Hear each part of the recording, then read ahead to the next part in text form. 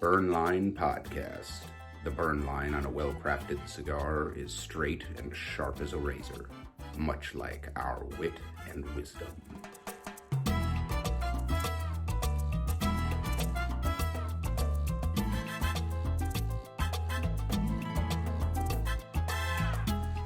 And what is up, ladies and gentlemen, boys and girls, children of all ages, over the age of 21, you are listening to Burn Line Podcast, coming to you not live from the Hot Box, the smoky back room where deals are struck and fortunes are made, adjacent to the Phoenix Room, nestled amongst a complex of rooms that comprise tobacco on Main Street, Westminster, Maryland, USA. Tom Cannon, proprietor. Yeah. I'm Johnny Midas. And I'm El Fumo. And we smoke cigars. That's right. And today we are smoking something pretty cool. I'm not saying it. A lot of people are saying it. It's pretty cool.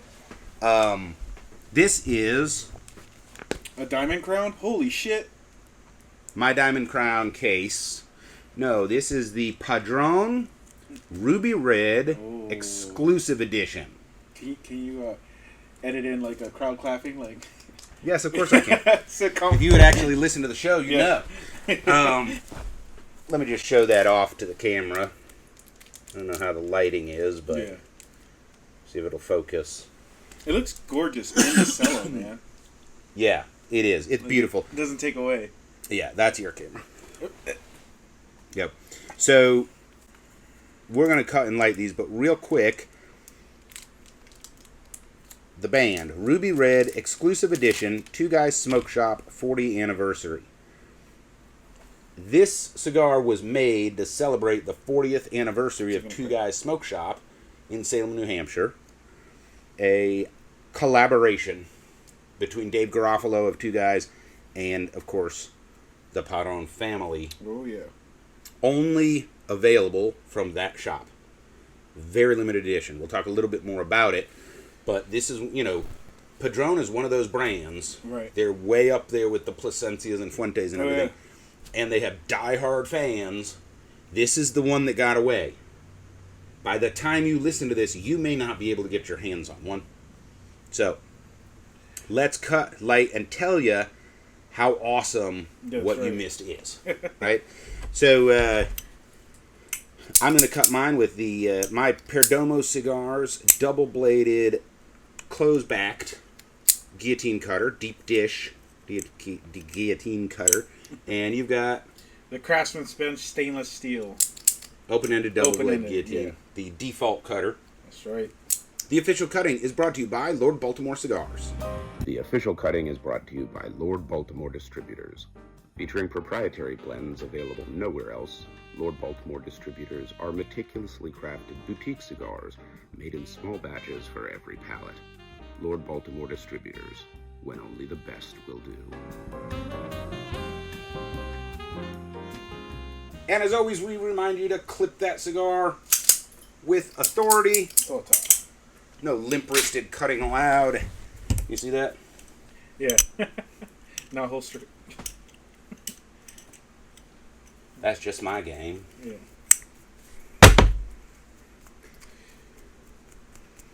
Not much coming out, No.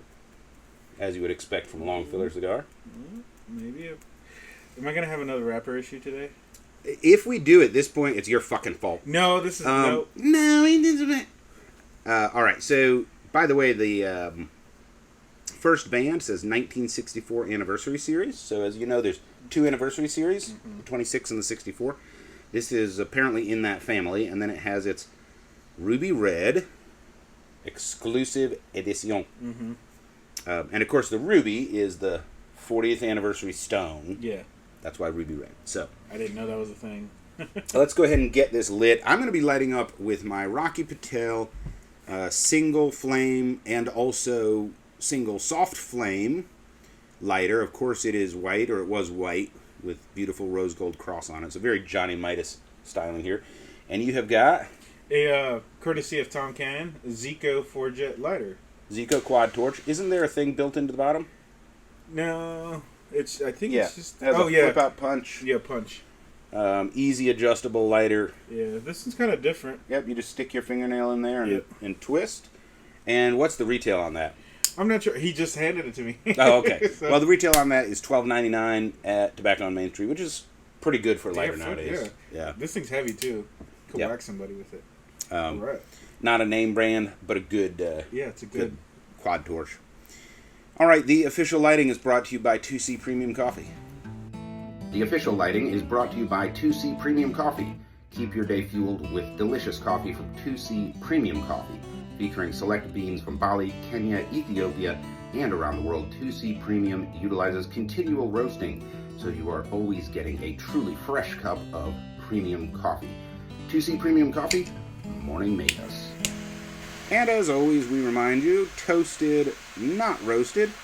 Treat that cigar with the love and respect it deserves, and it will return the flavor.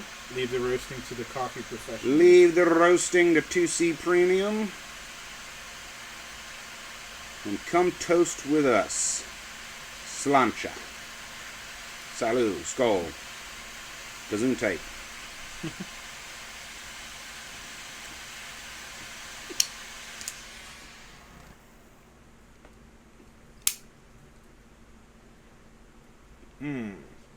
This toasted perfectly. Why does mine have an initial buttered and peppered popcorn taste?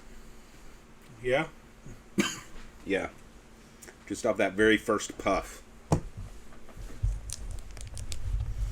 Tom Cannon. Hello. Thank For you, sir. All right, so we have got these schmoldering. You need accoutrement? Nope. Looks like you're set up. Dude. Like movie theater popcorn. Like I'm still puffing on. Yes, movie theater popcorn. Like That somebody put a black pepper, coarse ground black pepper grinder over for like legit. So, this is the Padron Ruby Red Exclusive Edition 2 Guys Smoke Shop 40th Anniversary Maduro. It comes in one Vitola, a 5 3/4 by 56 Parejo. This is not box pressed. So like the Jose Padron is not box pressed, but your 64th anniversary series is, your 26th anniversary series is. This is one of the rare non-box pressed Padrones. The MSRP and the retail price that you're actually going to pay is the same, $40. at the moment. That's the only price until it goes in the second hand That's what I'm market. saying. At the moment. Why do I say that? Because this cigar, which like most, actually every Padron that I'm aware of, undisclosed wrapper binder filler. Although I know where the wrapper came from, but I can't say it on air. All of these exist as a Maduro or natural wrapper, like most of Padron's offerings. Yes. Only 200 individually numbered boxes were made. The box is double as a humidor. That's what they advertise it as. It doesn't have any special, like, built-in humidifier or anything like that. Doubles as a humidor. They were designed by Nelson Alfonso. So Nelson is often brought in for designing stuff around cigars, including Cohiba Bands. has used them. Yeah. Only because he's good at it. Yeah. Only because he's good at it. right? Bands, accoutrement, boxes, just Yeah. anything. Yeah. But his day job is he's in charge of marketing for the entire Cuban industry. Mm-hmm. Also owns Atabay and related lines there. Yes. Always does beautiful work. Actually, we should do a whole episode on Nelson Alfonso, Let's to be do it. honest with you, because he's really fucking interesting dude. He's a hell of a nice guy. I just he drove is, him yeah. around for a week. Yeah. So I spent a lot. Oh, that's cool. Yeah. That's really cool. Yeah. That was one of the cool things about the last career. Was sometimes I had to hold the cigar gods. Yeah. Oh. Yeah, he has a great reputation for being a solid dude. Just a really nice guy that does amazing work. One of the most pleasant people I've ever met. Good, good.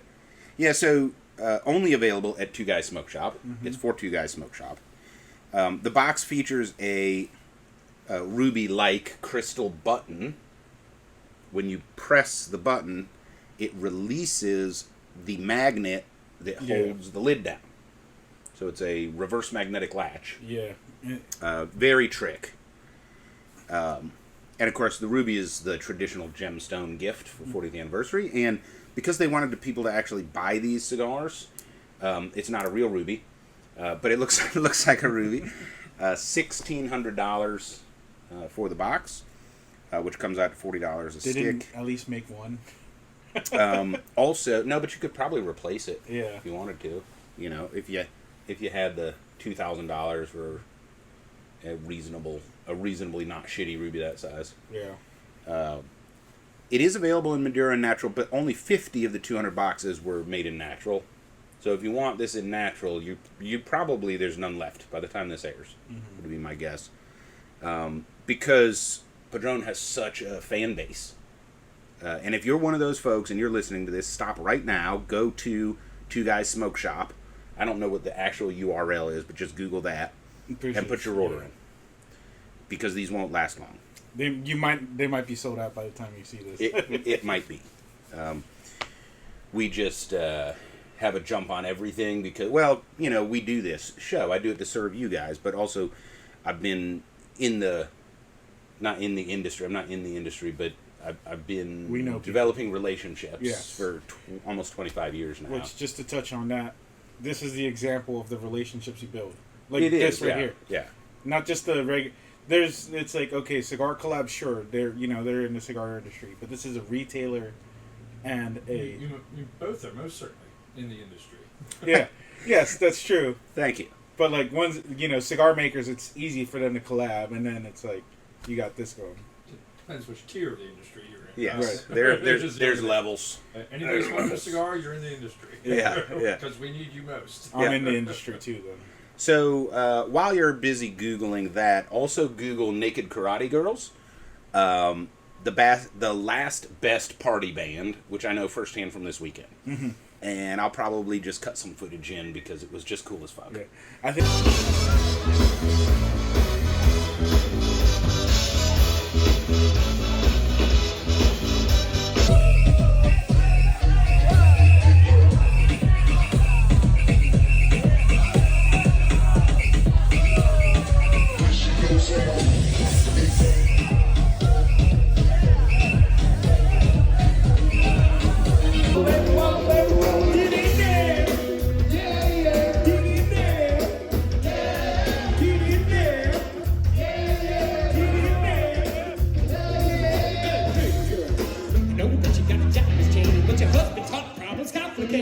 I think somebody thought you were talking about the hub or something.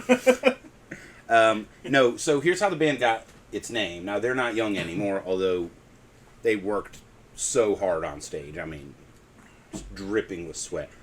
But the internet was kind of new when they started their band, and they read an article that the 3 most Googled words that year were naked, karate, and girls. And they said, if we name our band Naked Karate Girls, everyone will hit our webpage.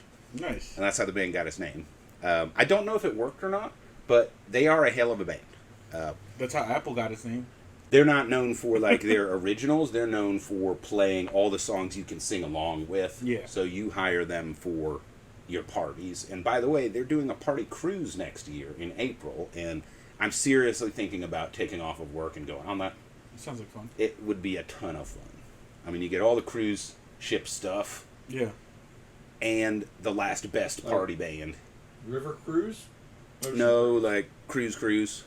I think they're doing Aruba or that area. You know what? I'm gonna email them right now. 50 people. I'm gonna email them. Yeah, wait till the Burn Line cigar cruise comes out. Yeah. All right, we got sidetracked. We're smoking the Padron Ruby Red Exclusive Edition. This is a lot of tobacco. It's a 5 3/4 by 56. They don't actually call it something, but I don't know what this is. Like, it's halfway between a Toro and a Gordo. Mm-hmm. It's a very interesting Vitola, and it is round, which, you know, I'm just used to associating Padrons with box press. Mm-hmm. Especially their more expensive ones, like not the 3000 series. Especially all the Principes, though. All of the tiny Vitolas are box pressed. They're all box pressed. Yeah. That tiny little spot on mine. Yep. It won't be a problem. It's an interesting brown. It is interesting. It's a different brown than Padron does, just slightly. One or Yeah. two clicks off. It's not as dark as their Maduros usually. Is yours very toothy?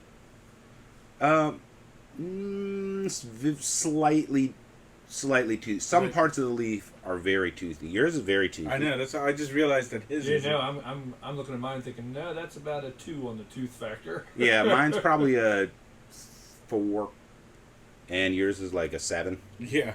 or 8. So, Yeah, really cool. A Yeah. lot of that tooth, a lot of the times tooth is actually crystalline deposits as the leaf ages. Yeah. a good Yeah. thing. It's not. It's not an issue. By the way, that I'm bringing it up for the No, folks it's a who good don't. thing. Yeah. You want toothy. Yeah. Mm-hmm. I know I missed the presentation of the ribbon and all, but I gotta say they nailed it. Looks like a Padron Oh yeah. at the top. Bottom half says exactly everything it needs to do, and it's great contrast. You can read it without glasses. Yep. Well done. Other than the white writing that says exclusive edition, that clashes with the color palette, but it's a beautiful cigar and it's beautiful to smoke. So the movie popcorn has gone away. Mm-hmm. That was just really interesting. Smell that secondhand real quick though. It's like a. It still has like that buttery smell. Not popcorn, but like a buttery. You know what it smells like to me? It smells like if you took a cedar plank and put a stick of butter on it and then put it in your grill after you turn the grill off and it's cooling down. And you Like just cooked shrimp. And you had just cooked shrimp. That's what it smells like. So weird. Yeah. Not in Or a if bad you way, it's just weird. or if you cooked shrimp on a cedar plank with butter. But part of that is just because there was like some Old Bayish. Mm-hmm. A truly Maryland cigar review. It's Old Bayish. Yeah. If you guys don't know what Old Bay is, fuck you. Google it. All right, and so buy some. It's awesome. Goes on yeah, everything. it does go on everything. So what's that watch manufacturer down there in Baltimore? So. Sal? Yeah. Yes. TSAO. Yeah. So they just came out with, or this spring, they came out with an Old Bay watch. Yeah. It looks And so cool. the face Yeah. looks like someone covered a face in Old Yeah. Bay. Like it has texture to the color. It's not the color of Old Bay. It looks like someone poured Old Bay on it. Yeah. It's really cool looking. By the way, the owner's super cool. The owner is super cool. The whole watch brand Yeah, it is really super cool. TSAO. It's pronounced so, like General So's chicken. Yeah. Or Sow. So, he told me, I just forgot. I think it's Sow. It might be so. We see him, what, October? Yeah, we see him in October. We'll apologize profusely. But TSAO, yeah, Yeah. Google that. If you like timepieces, you know, I kind of We like should get timepieces. him up here for Friday. Yeah, we'll do it. We need another timepiece episode. Yeah. It's been like 2 years. Mm-hmm. I have a few additions to my collection. I've got the Léon Grenier. I've got. I think did I add my Omega Seamaster 007 after the show? I might have done that one. Which you've already worn it. I've got a Richard Mille and a Patek Philippe since then.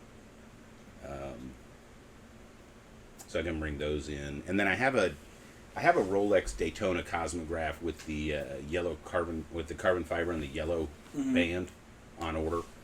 That one's kind of cool. I'll have to wear my golden nugget sometime for you.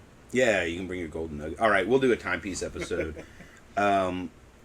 So back to the Padron. The episode of digression. The episode of digression. Back to the cigar. It's unmistakably a Padron. The way the spice hits and the strength. They definitely make stronger cigars than 7? this. But you know what it reminds me the most? Yeah, 7. I think this reminds me the most right now of the Jose Padron. But I'm struggling if that's just because of the Vitola. I don't know. I haven't smoked one of those. It's definitely not as The Tebow? meaty as a regular Padron. Yeah. Yeah, like if you took a 1926 anniversary, it's more meaty than this. I've only smoked like a handful of Padrones. To be honest. They're wonderful, but they all taste the same. Sort of. Yeah, and they're too strong for me. Personally, I think they overcook their leaves a little. Yeah, like the 1000 series I've smoked, those are decent. I smoke a Padron about once a quarter. It's an excellent stick. and I like to enjoy it, but I love the 26s and 64s, even though I don't smoke much of them. I do smoke mostly the thousands. The smaller ones get phenomenal, particularly with age. Yeah. My second favorite cigar on the planet is the 50th anniversary Little or Big Hammer. Like but I smoke 2 or 3 a year. Yeah. Like the Principes are good because it's a nice short smoke and you get like yes, a flavor that's the blast. Vitola. I like. They did away Yes. with 4 sizes I loved. Yeah, but well, the Principe to me was the perfect size because I don't get sick. They are strong cigars. It's a shot. It's literally it's a the shot. The delicious. Yes, that was. Oh, man, yeah, I thing- know what you're talking about. Yeah, That thing was a great party cigar because it was like $120. wait, Yeah. the Damaso. No. It was a The size. Delicioso. It was like your pinky a little bit longer. Oh, Yeah. okay. But you know the Damaso, right? You know Yeah. what- Is it? The Damaso is their Connecticut looking one. Yeah. By the way, that's a great cigar, and the only reason people don't like it is because it's a Padron and it's in the Padron section. If you are out there and you have a cigar shop and you have the Damaso, put it with the Connecticut's and you'll sell them all day. Just don't tell people it's a Padron. Yeah. Because people are expecting One something. of my best stories is about the Damaso, if we have time. Go ahead. All right, so that came out in the summer. I don't remember what year. Next February, I'm sitting in on a corporate meeting. We're doing our thing. And one of the primaries gets a call from Jorge Padron. Jorge, how are you, my friend? I am well, I am well. The immediate question is, why is no one reordering my Damaso? The primaries oddly don't know much about cigars. They didn't have their finger on the beat at the time. But me and my other coworker, we look at each other and we kind of give them the eyeball that says, well, we know the answer, but I'm not sure he wants to hear it. And we were given permission. No, he needs to hear what you have to say. And our reply was, well, it tastes like a Monte Cristo White and it costs $4 more. There was a pause. He says, okay, thank you. Send me back everything you have. 6 months later, the current Damaso is out, and it does now taste like a Padron Light. It does. It does. That's a great. That's a great story. I remember that story. Yeah. It's just amazing. No matter how big the cigar world is, it's really small. I can't have been the only one that told him that, but Well, that's one reason why Padron is such an excellent brand. He didn't even leave them on the shelves. It's like, nope, I'm taking it back. It doesn't get my name on it, and Yep. replaced it. That's important, man. You can't just ego trip your cigar. they are Yep. one of the most consistent manufacturers out there for a reason. Mhm. It is quality control. He does not put out anything that is not phenomenal. Yep. Great. So, socials and surprises. You are our marketing plan. If you think we add value to the cigar smoking hobby, go ahead, like, share, subscribe, click that notification bell, drop us a line, burnlinepodcast@gmail.com, or you can just go to the show notes down below and click the link tree. It'll say contact us, and you can email us that way as well. It's your show, so let us know what you like, what you don't like, what you'd like to see us smoke, any spirits you want us to try. Reach out, and of course we can read your email on the show as well. So any questions, comments, concerns, complaints that you have, send them our way. That's our goal. This Right. is the Cigar Consumer Podcast. We don't work for the industry. We work within the industry to help your experience be efficient, so you're not wasting money. And then, of course, the old asterisk. This is my palate, not your palate. So Yeah. do your own research, but we're going to try to help you out. Don't bother with the Partagas. I was gonna say it. Damn it. Beat you to it. All right, so That cigar is going to live on forever. that cigar will live on. Okay, real quick, since you're on it already, have you heard Oh my anything God. back on that? Like, has anybody commented? I've had one person come in and request that cigar. Okay. From what I've read, okay, and I understand why these reviewers are talking the way they are. They're like sugarcoating their, like, you read the reviews and they're sugarcoating. I'm like, dude, you guys gotta be honest. You have to about it. read between the lines. Well, Yeah, you like- don't have to read between the lines on Burnline Podcast. No. We're going to tell you our experience, and it might not be your experience, Right. but it's ours, right? So I'm just saying, we're not off and we're not talking shit. Read those reviews and you would be like, oh, yeah. Yeah, if you read between the lines on them. But one must always be mindful of reviews by people who get paid to advertise other people's products. That's correct. Yeah, that's what I'm saying. There's a certain filter that one Yeah. must accept. That is correct. Shout out to new YouTube subscribers, Yadamaster Wannabe Rapper number 1, and Chad Scott. You guys need to talk to each other. One of you has a really boring YouTube name, and one of you is just out to lunch. So just mix up the words a little bit, share them with each other, and we'll have 2 normal YouTubers. Thanks for joining us. Got a couple followers on Facebook as well. On YouTube. Well, you have to provide that, so I'm going to tell you guys a little secret. I run the Instagram, El Fumo runs the Facebook. So if you want to talk to one of us specifically, Instagram for me, Facebook for El Fumo. I'm too cool for Facebook, so he had to take over that. Also, I can't figure out the technology. So, also new followers on Instagram. Shout out to Andy Merritt, Arguarn, Jersey to Vegas, Aplaca 75, The Real J, Just J, Enigmatically Reviews, Feliciano Paone, DMCP 100, Travis DM01, Sean Plugh 70, and others. Thank you for the follow. I'm sorry if I missed anybody. Thanks for joining the tribe. We are really trying to create value for the cigar hobbyist, and having your support means the world to us because it is an uphill battle with the algorithm, and so we always say that, and we're not complaining and being bitchy. We're just telling you the truth. If you want to get the word out there, interact, right? The email of the week is from Cedric. New cigar smoker, looking for samples, trying to get a favorite. And he's got his address, which I'm not going to dox you, Cedric. Here are some great tobacconists near you. Talk to the staff, build relationships. They can help you develop your tastes and preferences. And don't forget that you must show a valid ID to take delivery of tobacco products. So check out The Cigar Shop, SHOPPE. They're 5 minutes away from you and feature a well-stocked humidor at multiple price points. I think they're ranked number 3 in the entire city of Montgomery. The number 1 ranked Montgomery is Havana Dreaming. It's just 9 minutes from you. Check them out. Great selection. And a great cigar lounge that I have been to is Sanctuary Cigars. It's just about 10 minutes away. So these are not head shop, vape shops, glassware shops that also sell cigars, and there's a ton of them around you. These are actual cigar shops and lounges, and give them a shot. Let them help you on your journey. Tell them Johnny Midas sent you, and we will get you started in this hobby. And report back. Yeah, report back. You've got our email address, obviously, so let us know how it was. And, yeah, welcome to the wonderful cigar smoking hobby, right? Yeah. All right, so I think it's time for a break, and when we come back, we'll do our tobacconist tip of the week.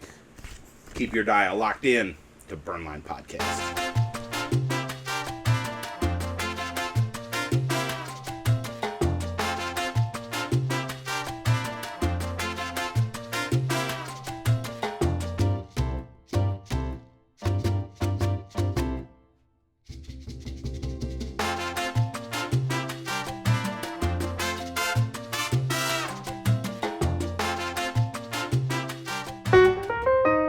And now your tobacconist tip of the week with Angel Solorio. Oh, I'm just going with the end of summer plaid, earth tones, little sky blue mixed in there. Shows off my olive complexion. Anyways, since this episode, So, I mean, it was a good choice because we've had like a lot of digressions this episode. We So really it just, have. yeah, it fits in naturally. So Yes. it was a good. Yeah, you're playing along. I get it. Yeah. All right, since we're talking, Not really, The you know, opposite we- way. The opposite way. Summer. We're back. We're going to have another week or two of 90 degrees. So. Yeah. All right, Tom with the weather. All right, so tip of the week, since we're talking Although about, I do have to admit, the plaid shorts, fucking fire. I'd wear those. I'd rock those.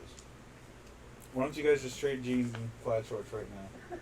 And we're back on Burnline Podcast with your tobacconist tip of the week.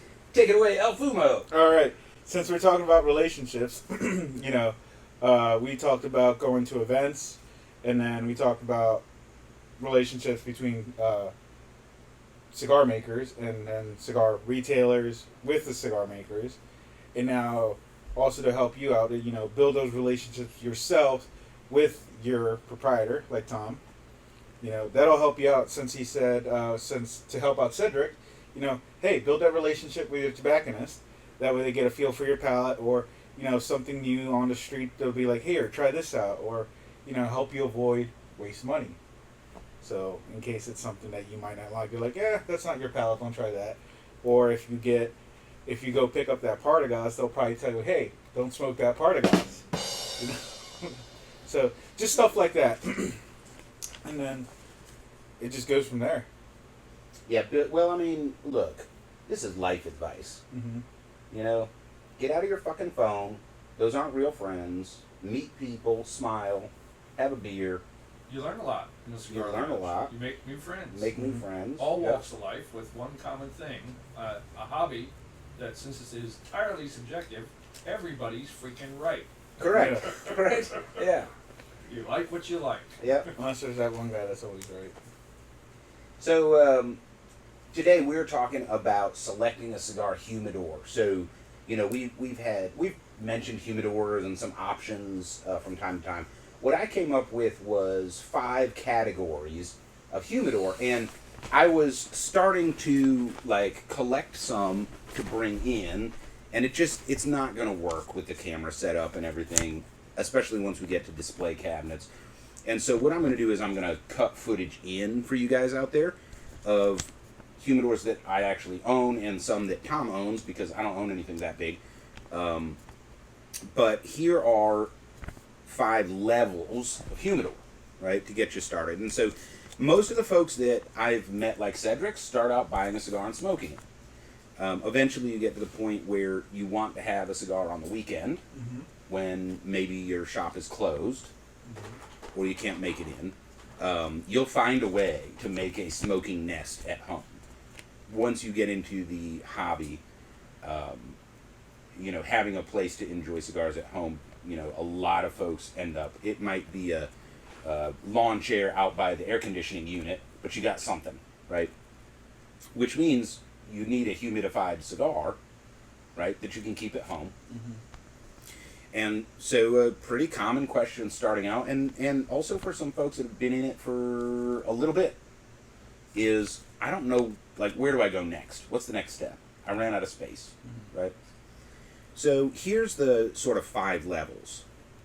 The very first level is your B&B, your box and Boveda. Now, this one's kind of easy. If you buy most Fuente products, they have a Boveda pack in the box. Already, yep. So if you're smoking 1 cigar per day, 1 cigar every 2 days, anything where you kind of consume those cigars in less than 60 days, usually you can just keep them right in that box. Now, if you buy a box of cigars and it doesn't have a Boveda pack in it, you can buy one at your local tobacconist and just throw it in there.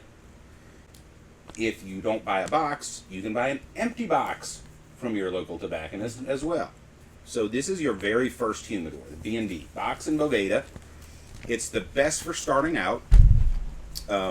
But here's a couple of hints for you. The first one is get an all-wood box. So you have a lot of different ways of presenting cigars. You don't want one of those cardboard and paper boxes. They absorb moisture. And they don't seal. They don't seal. It's not a great choice. It's literally just packaging. Yes, it's just packaging. There's a lot of great all-wood boxes. Choose one of those. A lot of the clasp is helpful. Clasp is helpful to seal it. Also, there's different sizes. So don't get one where you're going to smash your cigars by accident. Or there's a lot that, this box was just designed for Robusto length. You buy a Toro and maybe it fits sideways or diagonal and you just ate up all your space, something like that. So look for your space, look for the construction. And then use a low percentage Boveda pack. So this is kind of getting into more technical inside baseball stuff, but the best humidification percentage for your cigar is actually 64%. You can get Boveda packs all the way up to 77% or whatever. Those have their uses, usually for putting in a brand new humidor. 84. You can get up to 84%, yeah. You ain't smoking anything. If you throw that on top of a box of cigars, that top layer is going to be spongy. It's over humidified. So I would recommend a 62 or 64%. And then also, if you want to, like if this is going to be your solution for a while, like the Cañones box, you can actually fit a lot of cigars in there. This can be your humidor for quite some time. Just go ahead and upgrade, get a digital hygrometer off of Amazon. They're super affordable, super reliable, and you can just make sure that you're at the right humidity that you want. Now, if you buy cigars by the box, you can kind of just buy a Boveda pack and throw it on top most of the time. Mm-hmm. Again, it does depend on the box. If you get one of those paper and cardboard flip-top cigar boxes, it's not great for holding humidity in. Now, I'm assuming that your humidor is going to be indoors, and if it is indoors in America, in this region, you have air conditioning, which also dries out the air, and so you have to worry about humidity. Now, if you're keeping your humidor outside, this time of year, you don't have to worry about it. not in Carroll County. It's 80% humidity anyway. That's just a joke. So that's the B&B, the box and Boveda. That's a great place to start. And then the next step up is your small lift lid humidor. So this is a humidor box. It sits on your table or your shelf or whatever. The lid opens up like this. Sometimes they have a glass door in the top to see your cigars. This is really best for storing like a box that you bought that you don't want to store in the original box, or lots of different types of cigars. Instead of having 5 boxes with 5 cigars in them and 5 Boveda packs, you can consolidate them. And if you want to have enough cigars to have guests over, right, great choice for that. There is a few caveats here, things to keep in mind, right? So the first is don't forget to rotate your cigars, right? Most of these have a lift-out tray in the top and then space in the bottom and fit a couple hundred cigars. The cigars on the bottom won't humidify the same way as the cigars in the tray. You don't have to rotate them frequently, but once a quarter at least. Number 2 thing to keep in mind, don't put flavored cigars in there. So just so we're all on the same page, there is a bunch of legal issues with having a flavored tobacco product. As a result, many of the manufacturers are less than forthcoming about their cigars. If you see the word infused, that's flavored. If you see the word sweet cap, it may or may not be infused, but the sweet cap, if it touches another cigar, will absolutely transfer flavor. If it's not touching another cigar, it won't. But they're usually on infused cigars. And of course, you have super subtle. Well, the Wildcat's an example. We smoked that recently. Yeah. And no advertising whatsoever about it. You really can't tell from the manufacturer's page. I think there's one little line in there that says, can't remember if it uses the word infused or not. It just says be bold. But word of caution there. Why not put flavored cigars in your small lift lid humidor? Tom, why don't we do that? Tobacco leaves very much act like a sponge. They will absorb whatever is around them to absorb. So if you have a flavor infused cigar, you're going to lose a lot of the flavor out of that cigar that you wanted, and it's also going to transfer into the cigars where you didn't want it to go to. Yep, and you know what else is like a sponge? The wood that box is made out of. Yes. And yeah, you might have a flavored humidor now. So yeah, get your own box for that. Now, this style is a little limited in its effectiveness just due to its design, right? If you think about it, at some point you're going to have cigars on cigars on cigars on cigars and no airflow. So I don't recommend larger than a 200 count for this style of humidor. If you want to put a hydrometer in it, I highly recommend that. You don't really need to. If you use a 62 or 64 Boveda pack, and as soon as it starts to get not squishy, swap it out, you're fine. But if you want a hydrometer, put it in the bottom, not in the top tray. Right? The top tray is going to have a much higher humidification factor than the bottom. Ideally, you could have both. But. So you got your box and Boveda. That's like your starter kit. And then you're going to graduate to this small lift lid humidor, right? The third level is like a desktop cabinet humidor. So these are still designed to go on your bar, on your dresser, on your table, but it has a door that opens and multiple trays, and these can get fairly large and hold more than 200 cigars and humidify them properly, right? So usually they have pull-out trays. They at least have shelves. It allows better airflow as you increase the number of cigars stored. They don't have to be big. I have one that's advertised as a 500 count, and I think that's a generous assessment. I think it's more like the 350 range. They're all always overly generous. They are all, yes, that's a good call. They're all overly generous on, yeah. Always measured by the Davidoff mini cigarette. Yes, yeah. I can fit 500 Tatianas in this. Yeah. So, use a hydrometer. Now, I'll tell you a story about mine. I have a hydrometer in each tray. The difference in humidification between the bottom tray and the top tray is usually around 6%. It's significant. And so I do have a hydrometer in each tray. Now, I got a 4-pack of these button hygrometers from Amazon, and I think it was like $20. So they're not super expensive. Yeah, they're very, very affordable. And I would recommend that. Oh, yeah. Now, that also explains why you need to rotate your cigars.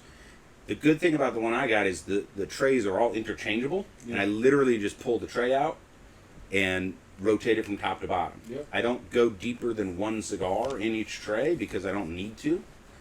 But if I went deeper than one, I would rotate from bottom to top on that tray, and then rotate the tray up to the top and then back down to the bottom.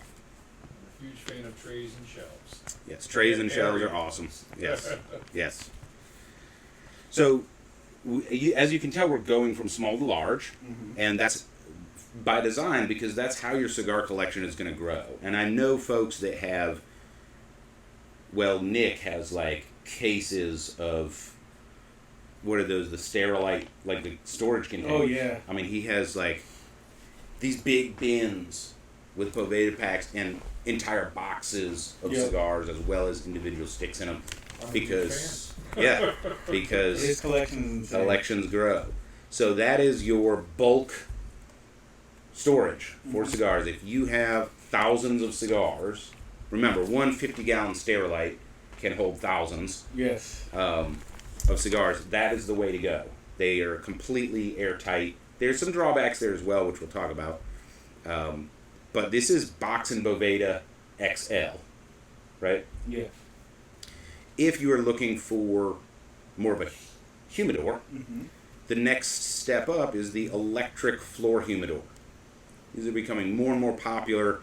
The pros are the temp and humidity are usually electronically controlled. And they can even be really cool. Like they have apps and stuff now. We can control them remotely.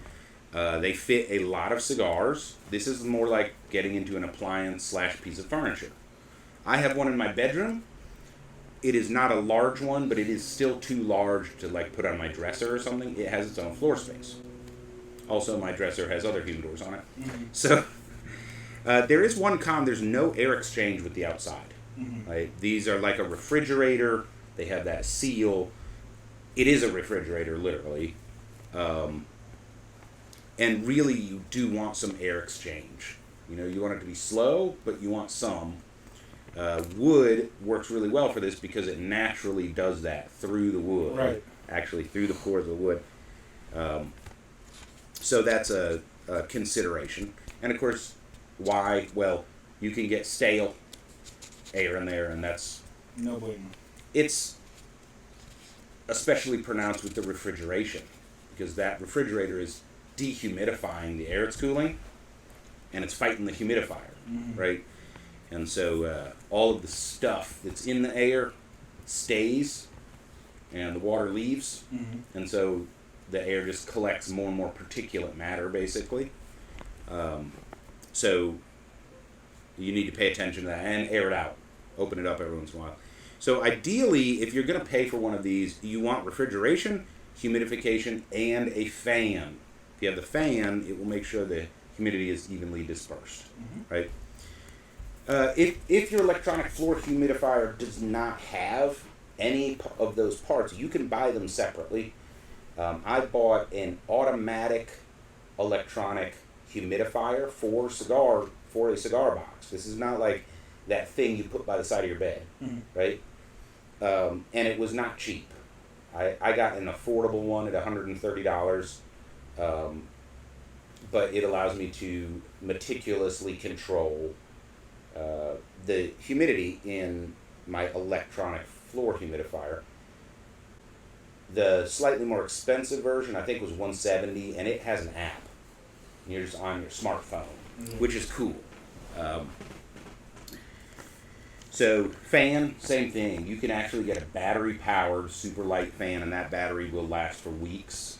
So you don't have to worry about wiring anything in, or you can get a little more crafty with it. Right? An electric floor humidor that does not have refrigeration isn't an electric floor humidor. It's just a floor humidor. So that's sort of level 4, right? And then the last level is the display cabinet and walk-in humidor. This is a display cabinet is like a wardrobe. It is a big piece of furniture, and it holds a lot of cigars. If you're like me and you put some thought and artwork into how you store your cigars, this is a great option. Yep. You can arrange them by manufacturer, by vitola, by wrapper, by flavor, however you want to. It's also a great option if you want to put some display stuff in there. For example, I have some matching cigar and bourbon pairs, like the Cohiba Weller. You can actually make a display to stand that cigar up next to the bourbon and put that in your cabinet, and now it's art, right? Yeah. So these are display cabinets and walk-ins. They're similar to like the electric floor humidor, although a lot of the time they don't have cool tech. It's just a cabinet. Yep. They usually do exchange air with the outside. So if these are purpose-built, most of them have a humidifier built into the bottom with a fan. So it really depends. Like if you're at the flea market, you can get these cabinets with sliding glass doors from a cigar shop. Many times they had a humidifier that got taken out when this cabinet was put on eBay or whatever. And sometimes if they're older, they just don't have anything like that. And so you might have to buy some stuff to really make it work. They can be expensive. That's the real drawback here. And they take up floor space. That can be a drawback as well. But they don't have to be. And so my last humidor that really falls into this category is a DIY walk-in humidor. This is actually shockingly easy to do. What you're going to do is you're going to pick a closet in your home, preferably a smaller one. And you are going to basically build a shelf near the top, and then pick up some untreated aged Spanish cedar on the internet. They sell this for humidors, and you can Google humidor cedar, and there are building supply companies that have it. Untreated is extremely important. You don't want to put fucking formaldehyde in your humidor. Do not, under any circumstances, buy any aged Spanish cedar humidor liner from China. Yeah. Do not do that. Get a craft and build. That is a large plank of formaldehyde. That is a large plank of formaldehyde. There are many craft shops that just sell wood. You can just Google them, and you can get way more than your Spanish cedar. You can actually get, zebra wood, purple heart, some beautiful woods in untreated planks for use in all kinds of things. Cigars, or cigar humidors, pipes, actually making pipes out of them, etc. So there's people that supply specifically for this that have high QC standards That's what you're looking for, right? Do not cheap out. Don't fucking buy anything on Amazon for this, and nothing with a country of origin China. Right. This is for your health. Like, you can severely sicken yourself. Oh yeah. I'm not aware of anyone dying from it, but hospitalizations, sure. Liquid lumbridator, the lumber liquidators. Mm-hmm. Got all their stuff, and that's how they found out about it, because all the kids playing on the floors were getting cancer and stuff. Right. Right. Yeah. That's correct. The lumber liquidator story. I'm touching up. I've been yakking too much, but let me go back to the project. Get a closet. It should be a smaller one, not your walk-in, master bedroom closet if you have one. Smaller closet. You're just going to make a floor near the top of the closet, and you're going to line it with Spanish cedar, and then ideally you will install sliding glass doors in the front, as well as some shelving. And then all you have to do is get one of those bedside humidifiers, like for where you sleep, throw a hygrometer in there, turn the humidifier on as needed. That's the base model, and then you can get fancier from there depending on how crafty you are. So I built one of these that had the humidifier underneath. It wasn't actually in there. It was separately wired up to a light switch. So I had a light switch for the lamp in the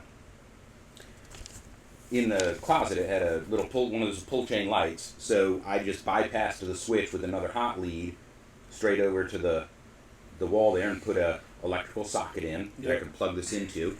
I could have hardwired it, but it came with a plug from the factory. And I was like, for the next, whoever uses this home next, 110 outlet is probably more useful than a hardwired humidor. So, and I put a digital hydrometer in there, and the sensor for the humidifier is in the cabinet, and it's automatic. I just kept it at the percentage that I wanted. You don't have to use sliding glass doors with seals. Make sure you get the bulb seal. You don't have to do that. You can just have cabinet doors that you pick up from Lowe's. However, those are usually designed to have a lot of airflow around them. And so if you want to make your own seal for just a regular cabinet door, they've got these little round, like rubber stickers to close against. First thing you do is peel those off. The second thing that you do is you take silicone for the bathroom. Right, so bathroom sealing silicone, and you have to have some skill. You just cut a little bit off of the tip, so you're running about 3/32 inch bead, and you run a bead all the way around the edge of the cabinet, and then you just close it. Also strikes me as if you found a good sealing glass screen door, it would do the same thing, that now you can see in. Yep. Well, the problem with glass is you're probably going to have to order the doors custom. Finding them the right size is really challenging, unless you find them ahead of time and build the humidor around that. Not difficult. There's a glass fabrication facility within an hour of you, I promise. I'm in the industry, so I know. However, once you put that bead of bathroom silicone, just a 3/32 inch all the way around, close the cabinet, just let it dry, then you take a razor blade, you run it around there, pop the cabinet open, and you will have an airtight seal going forward. So that's a very cheap option that everybody has access to, because you can just get these cabinet doors from Home Depot for nothing. So, and you can also do a flip top, mount the hinges at the top, and gravity just holds the door closed. Flip it open. If you want, you can put a fancy magnet on the ceiling, or a latch, if you want to be a little more old school, to hold it open. And then, if you build it right, you can actually take your pull-out drawer humidors that you've already been collecting and outgrown, and you can put them on that shelf. That's right. So you have humidified humidors. Yes. In a bigger humidor. But the top half walk-in closet humidor is cool as shit. And And it's, if you have a little bit of crafty or DIY, you can make something amazing. And if you don't, find that guy. If you don't know him, we talked about relationships earlier. Find that guy that will build it for you, or help you build it, and you will have something that nobody else has. That's right. It's just semi-permanent, so plan ahead. So that's selecting a cigar humidor.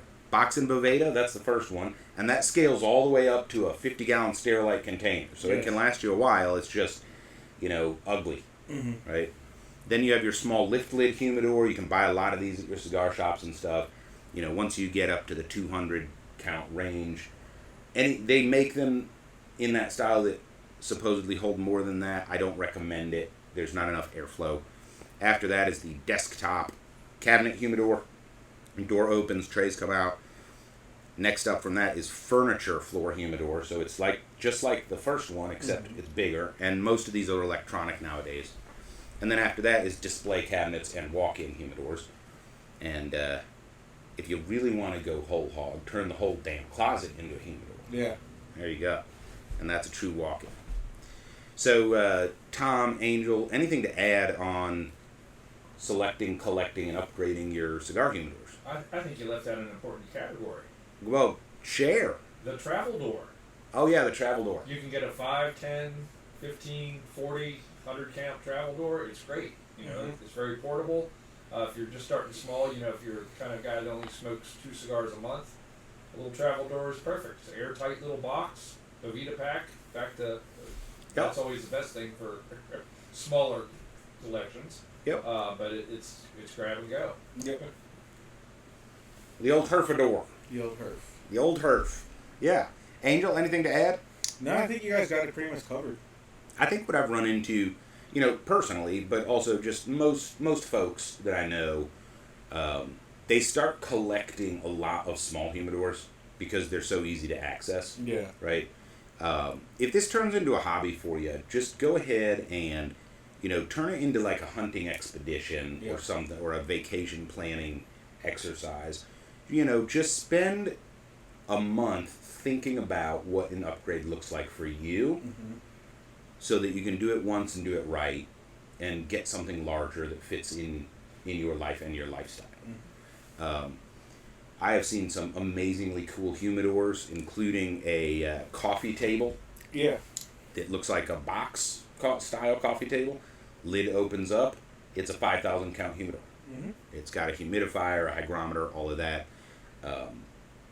The one that I saw had a glass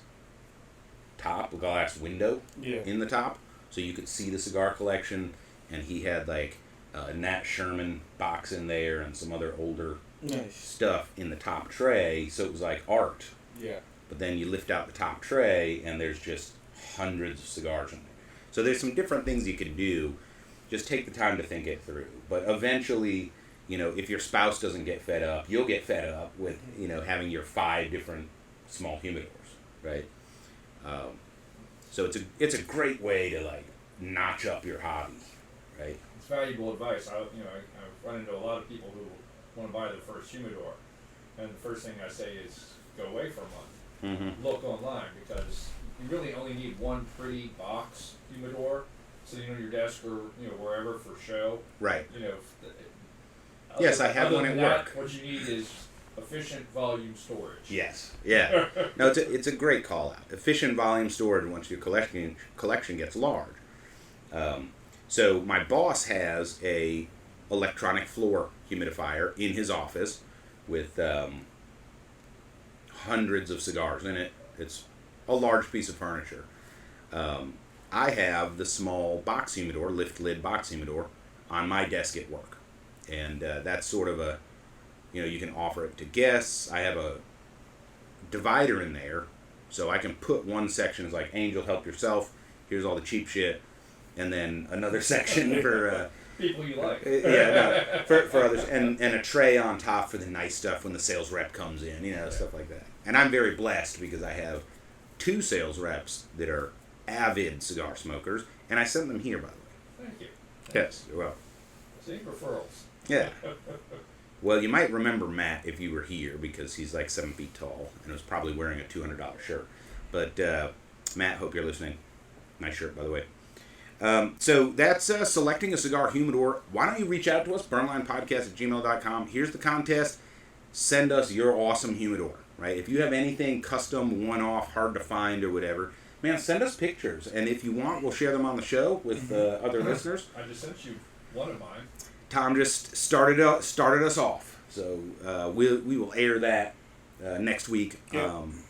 So send us your stuff, man. We want to provide you guys the opportunity to brag a little bit and also give ideas. Yep. You know, to all the Cedrics of the world that are getting started, start dreaming, buddy.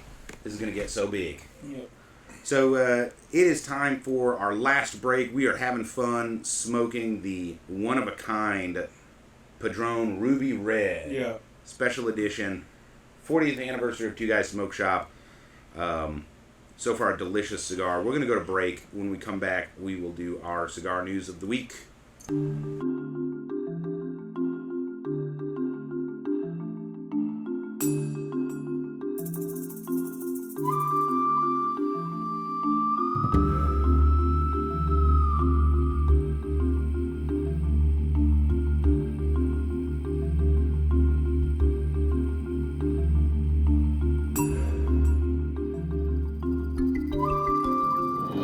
Now your cigar news of the week with Angel Solorio. Alrighty, news of the week. Since we're already on the Padron boat, Padron is going to be shipping the PB99 Pure Black series. Oh, okay. Ooh. Yeah. Last year's the last rendition was 89? I don't remember. Yeah. I don't remember either. What do you mean 89? Was last, there's been two, 87 and 89. What does that number mean? Okay, so 99 is for what would have been Jose Padron's 99th birthday, and 89 was his birthday. Any Padron Black label. Yeah. By all you see. Yes. So, like I said, this one's going to be celebrating what would have been his 99th birthday. It is a... Well, the reason I ask is our audience doesn't know necessarily. Right? Yeah, so it's a special edition. Exactly. It's a special edition.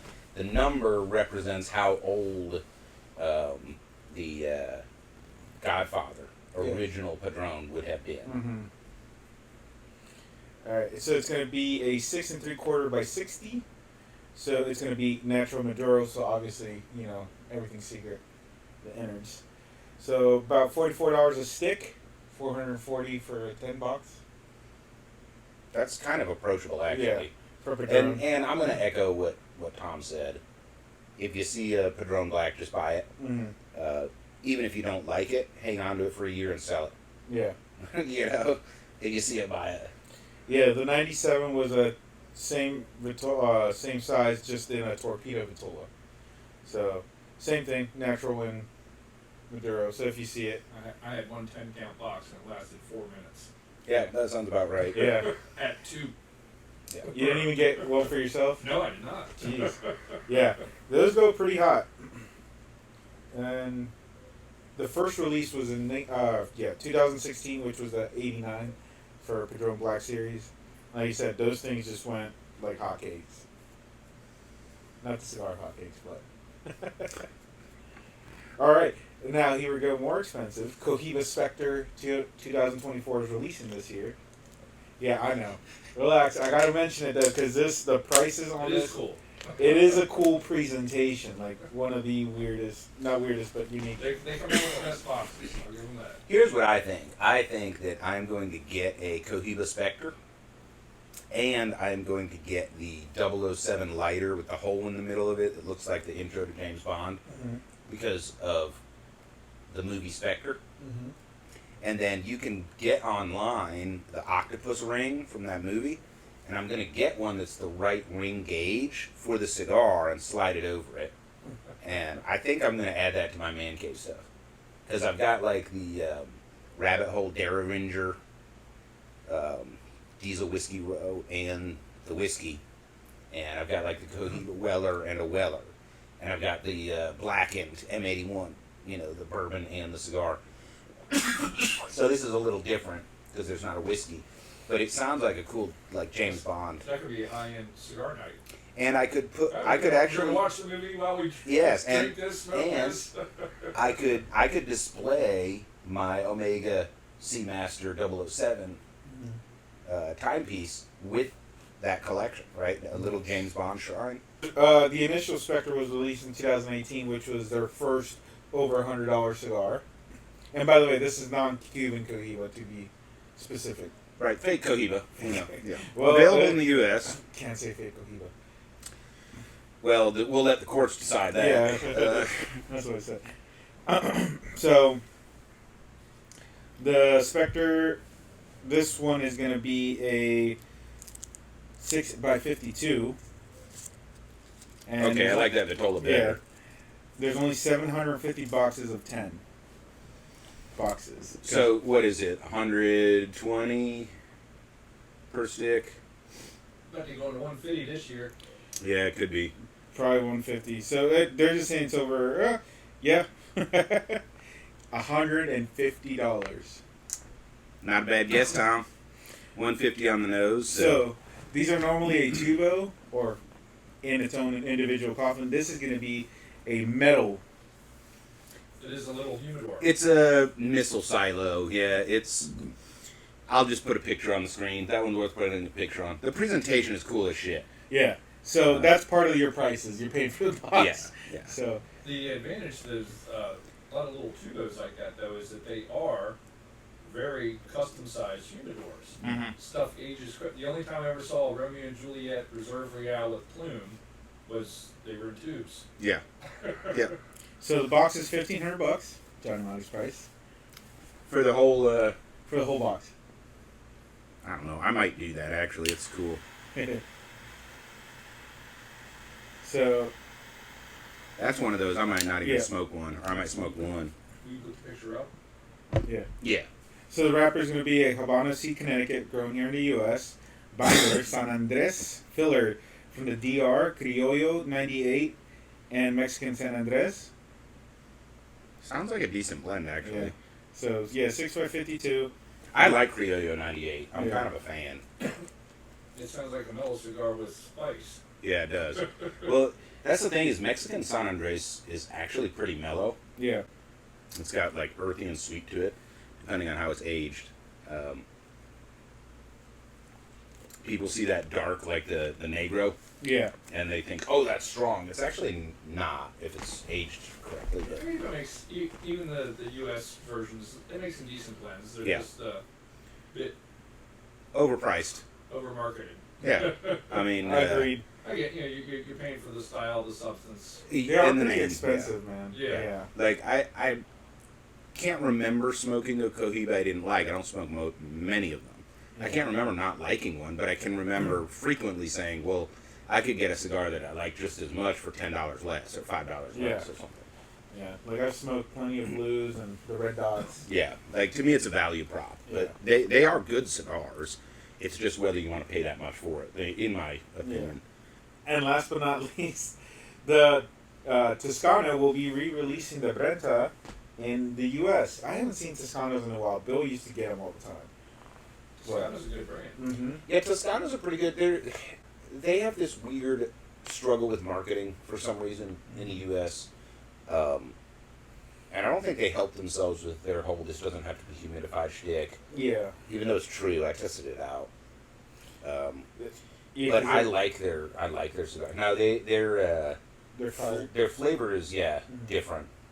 and they're fire cured as well, so That's why the flavor is different. Yeah. So, but okay, so now that we're on that subject, this is going to be their first air cured cigar. Okay, so they brought the name back, Mhm. but it's a totally different cigar, and it's their first air cured cigar. Mhm. You know, didn't we talk about this like a year ago? Did we? I think we did. I think this has been in the works for a while, and they've been dealing with your typical supply chain challenges in the industry. It's definitely more of a European flavor overall. It is, yeah, it is. Yeah, because they're from Italy. So for those that don't It know, suits the climate there. yeah, Well, so like when I was in Greece, you had two choices: a Cuban cigar or a Toscano. yeah, That was it. And I think there's a lot of places like that. Yeah. yeah. So it's Habano. That's all I got. Habano tobacco. So So Cuban seed. Yeah. So 4 1/8 by 56, small little guy, normal Toscano. They get a lot of their tobacco from Italy and the U.S. Mm-hmm. And I think last time I checked, all of their cigars were sourced. The tobacco was sourced from those two places. That might be different now, but Italy has some really interesting soil for growing tobacco, and I'm kind of surprised that it's not more popular. Except I'll bet Toscano just buys it all up, you know. Yeah. But they have pretty rich volcanic soil and a great climate, so Yep. I'd expect them to be able to grow Yeah. tobacco there. Which, you know what that means? What's that? Nicaragua could get into the growing tomatoes business. Take on the mafia. All right, so it is time to rank this cigar. We are smoking the Ruby Red by Padron, and this is the exclusive edition Two Guys Smoke Shop 40 anniversary Maduro. It does also come in the natural, and as we mentioned, only 200 boxes, 150 boxes of Maduro, which makes sense because people think Padron, they think Maduro, frankly, and 50 boxes of the natural. And if you're listening to this and you want to try this or just add it to your collection because they're, well, super limited, you better jump online right now. Two Guys Smoke Shop's the only place you can get it. As far as I know, there is no plan to make more, sell more, distribute more, or distribute them anywhere else. Mm-hmm. They may all be gone by the time this airs, so jump on that. And we moved this show up to as soon as these were available for that reason, to serve you guys out there on the internet. But it's time to rank it. Of course, we have our 5-vector ranking system, and we start with presentation. I didn't bring the box in. I didn't buy a box. I can't afford a box. So I'll put a picture up on the screen for you guys out there.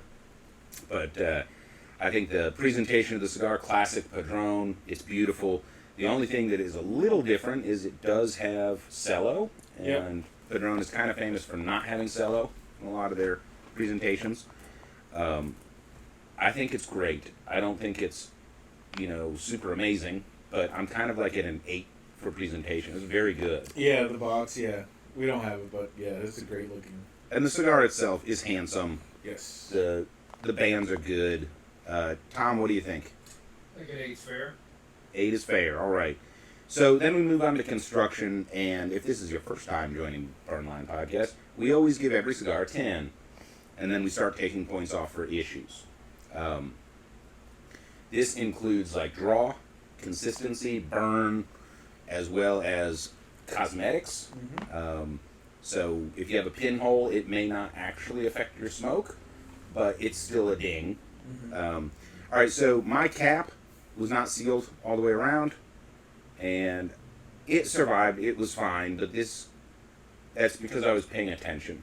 If I was smoking this how I sometimes smoke cigars and how some people I know always smoke cigars, that would be in my mouth right now. Tom, you had a little I had a mark little on the wrapper. pinhole in Little the pinhole. wrapper, but it had no effect on it. Nice even burn. No relights. Yeah, I had a relight, but that's me. Yeah, I was just yakking. And I had 0 issues, man. no issues. So that would come out to an 8. Not 9. 1 point for me, 1 point for Tom's. Okay. But neither of them affected the smoke, so I think a 9. Yeah. I think a 9 is fair. Yeah, I mean, that's part of their QC thing, man. Yeah. They're So very consistent. they are very consistent, and they give a damn. I support companies just for that, in this day and age. So that brings us to price. Now, this one, when we say price, we're talking about price and value, Mm-hmm. right?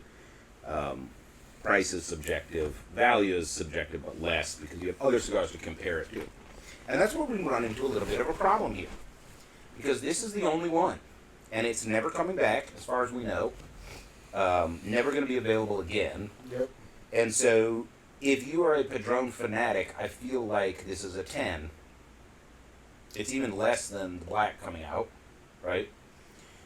It's way less than the 50th. Which, by the way, I showed that off on Socials and Surprises a few weeks ago. So, that's one of the world's best cigars, in my opinion. If you compare it to some of those, 40 is priceless if you're a Padron fan. If you're not a Padron fan, then it's not. Right. But it's just tough because there's not really a comparison except other Padrones. Now, once you get into that, I don't like this more than a regular 1926. But you know what I bought for my humidor? One of these. I got an extra one when I was buying them for the show. Why? Yeah. You can't not collect it, dude. I mean, come on, right? So, I'd like to hear you guys' opinion. How do we rank price and value on this at $40 for? It's a lot of tobacco, 5 3/4 by 56. But you know, you can buy 3 great cigars, or 2 expensive cigars. Right. You can buy 2 Julius Caesars for that, right? In the right Vitola. So, what do you think? Oh, man, this is a tough one because, man, 44, but never again. 40. 40. 44 is the black. It costs more. Oh, man, this is a tough one. 7? 7? Yeah. So, in other words, you're getting some value. You're You getting- are. But yeah. also, that's a lot of money for a single stick. Yeah, it really is. Because you're like right in between 5 and 10. 5 would be like, this is an average Yeah. price. Well, this is definitely not a value prop for an absolute new smoker because it's like, Oh, yeah. Well, if you're a new smoker, don't smoke a Padron. yeah, don't. And don't start there. But, Tom, what do you think? I'm with you on the fact of I would have bought 2, Mm-hmm. one to smoke and one to look at. Mm-hmm. Again, on the price point, there's other Padrones I'll pay that or less that I like better than this one. That being said, if you're a cigar guy, get 2. But yeah, I think that puts it at best, it puts it right at a 7 value-wise. Okay. Well, I think I'm the outlier here because I've got it like 9 or 10. Yeah. Because Padron could have charged more and sold out, right? And anybody, I mean, they're all going to sell. People that like Padrones are going to buy 2, like you said. So why don't we do an 8? Okay. Fair. Yeah. We'll split the difference a little bit on that one. All right, so that brings us to flavor. So I'm gonna actually probably be the bad guy here and not score it so well on flavor, and that's not because it's a bad flavor. It's a great flavor, but it's also a Padron. Yeah, they're always single nut. I could, yes, it is single note. You know, we would call this a simple cigar. And then also, you know, it's the same flavor all the way through, 2 or 3 flavors maybe. But also, like, I could smoke a Jose Padron Tubo, which is a similar Vitola, Yeah. have the same experience. Smoke one of the other Padrones, it's a slightly different flavor, but really similar experience. Yep. And so, while the flavor might be great, there's nothing to set this apart, I don't think, from the other Padrones. And so, I've got like a 7 there for flavor. I agree. Do you? Yeah. Okay. Yeah, It's a Padron. 7 is as good as I'm going to get because again, I'm still missing the meatiness that you always get out of a Padron. Yeah, you're right. You know, it's like You're right. It's like meat light. Yeah. Yeah, it is that umami, that seared steak umami Yeah, is missing, which is what a lot of people go to Padron for.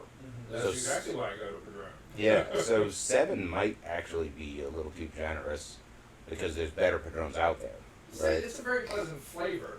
Yeah. We're only comparing it to other Padrones is Yeah. where, in our case, the knob comes out. On its own, it's an enjoyable cigar. All right, so we'll stick with 7 there. Yeah. So that brings us to experience, and I guess for me, like, there are a lot of drawbacks, but then the not drawbacks are stronger than the drawbacks. So let me walk you through my thinking. You can't do anything with this cigar. Not at $40 and not for what the cigar is. I am not sitting on the back porch smoking it unless it is like a meditation session. But I kind of want to be in a more controlled environment. Yeah. Definitely not hanging out with friends. I will absolutely smoke it with other cigar smokers. Hey, we're going to smoke the Ruby together. Yeah, this Right. is not a golf stick, not a walk dog, not nothing. Nothing. I am not mowing the lawn. I am not. And part of that's price point. Part of that is the stick itself. Yeah. Definitely not exercising. This is a Padron. You do not exercise while smoking your Padron. You sit on your ass with a bottle of water handy, right? Although the strength is not as strong as some Padrons. I ended it like a 7.3. Stronger than a 7, but... now, the positives for experience, first of all, this is sort of like the Padron experience. It's like, I got the special edition. It tastes like a Padron. It smokes like a Padron. If I'm a Padron fan especially, like, I gotta smoke this. 2, it's a little bit of a big man play. It's an expensive stick. You smoke it, you feel good, right? Anybody that can burn $40 to feel nice about themselves, that's a good experience, right? Shopping therapy. Shopping therapy, yeah, absolutely. And then if you're into cigars and specials, and especially if you can surround yourself with friends like I have for this episode to enjoy it together, hard to beat the experience. Also, I think, hard to rate. I think I'm at an 8. I think it's a great experience. It's limited, sure, but what it's limited to is phenomenal. So I'm kind of sitting at an 8. What are your thoughts? I agree. We hit all the points on that. Yeah, I'd go with the 8 because I also say it also falls into this is a nice gift if you hand to somebody. Yeah. Yes. That's the inherent suggestion that we're going to sit down and smoke these together. Right. Yeah, absolutely. Right? Yeah, buy 2. 1 for you, 1 for a friend. I bought 4. 1 for each of us and 1 for the collection because, damn. Yeah. You can't not collect this, right? So if you're into collecting, that's another dimension for this one that adds to its experience. It is not actually even a smoking experience. Right. But this is a cool one to have in that collection, Humidor, right? So that brings the final score for the Padron Ruby Red 40th anniversary exclusive edition to 40. Nice. So one of the few cigars that starts with a 4 in our ranking system. I would say that's a home run. They did a great job. And my only question at this point is, how fast they sell out and if they decide to re-up, right? And we'll see. We'll see. They might not even have the tobacco to re-up it. So. Made me think about how they do the big hammer humidors. That if you're the registered owner, every other year when they make them, you got to put your order in, but They'll they're restock actually a lot more affordable. Yeah. That is on my bucket list. Yeah. Yeah. Now the buy-in is pretty steep, Yes, but once you afford that, though, you can restock it for very reasonable prices. Yeah. So that is it for this edition. Don't miss our party episode on the Diesel, the final edition of the trilogy, The Worthy Fool. Don't forget to watch that as well. Thanks for joining us on Burnline Podcast. We'll see you again soon.